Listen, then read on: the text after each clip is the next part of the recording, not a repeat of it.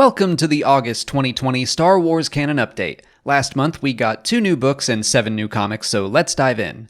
Poe Dameron Freefall by Alex Segura was pretty good. It tells us about Poe's time with the Spice Runners of Kijimi, which was revealed to us in The Rise of Skywalker.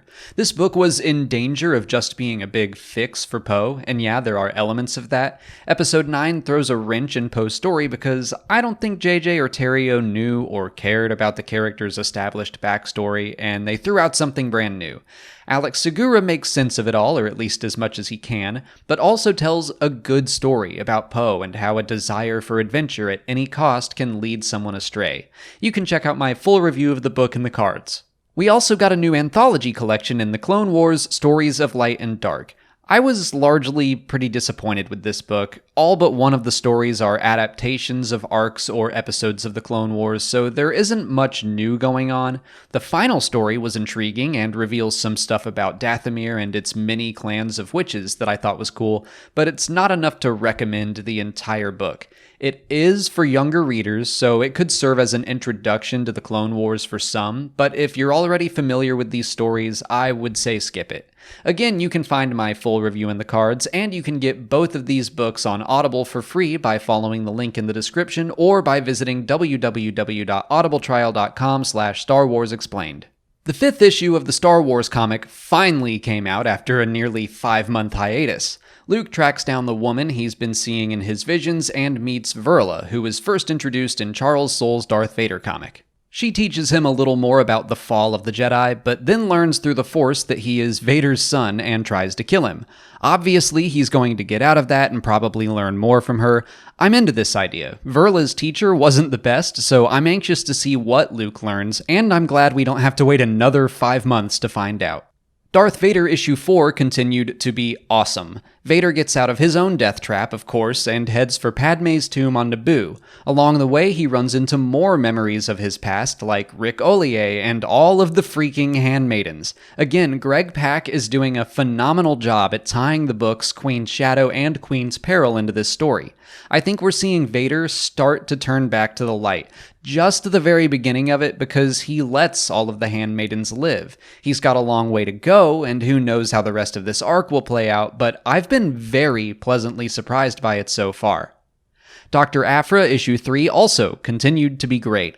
I've been very into this arc, taking Aphra back to her treasure hunting roots, seeking out magical rings in a cursed city with allies turning into enemies and vice versa. Aphra and her friends find one of the rings they've been seeking, but 2 of them wind up betraying her. As of right now, Ronan Tag has the upper hand, but I'm sure it won't last long. Aphra continues to be weird and campy and so much fun. I'm glad the reboot of the series hasn't missed a beat. Bounty Hunters issue 4 was a controversial one, so I'm cropping some of the panels, but I'm going to address it. We learned that Valance's old mentor betrayed the bounty hunters so long ago to save a pregnant woman who later died in childbirth. The child is the heir to 2 warring criminal syndicates that could unite them both. Valance looks like he's ready to help out, but then Boba Fett swoops in and corners them. But Fett also senselessly kills another former bounty hunter. I saw a lot of frustration and anger surrounding that online. I completely get it. It feels like Val in Solo all over again, where a woman of color is built up as a main character and then taken out for shock value. I'm hoping the next issue will make it less pointless. Comics tend to end on cliffhangers like that, and I want anyone enjoying that character to feel vindicated and seen rather than betrayed. But let's move on to the Clone Wars Battle Tales issues 3 and 4.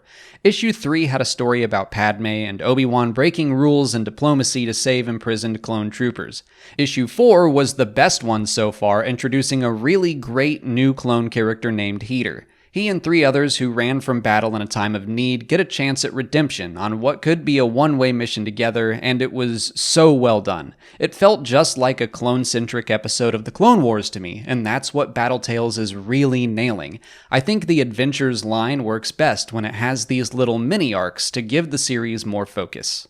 For Story of the Month, I'm going with the Darth Vader comic again. This is all feeling familiar to back when the Charles Soule series was coming out, but Greg Pak is just nailing it right now, keeping me on the edge of my seat while seamlessly bringing in elements of prequel-era stories. It's such a joy to read. But that's it for August. In September, we're getting the new Thrawn book, tomorrow actually, and 6 new comics, including the final issue of the Clone Wars Battle Tales. The Canon update will return on October 1st to cover all those new stories. Until then, please like this video, subscribe to the channel, follow us on Twitch, Twitter, Instagram, and Facebook, and consider checking out our Patreon page. As always, thanks for watching, and may the Force be with you.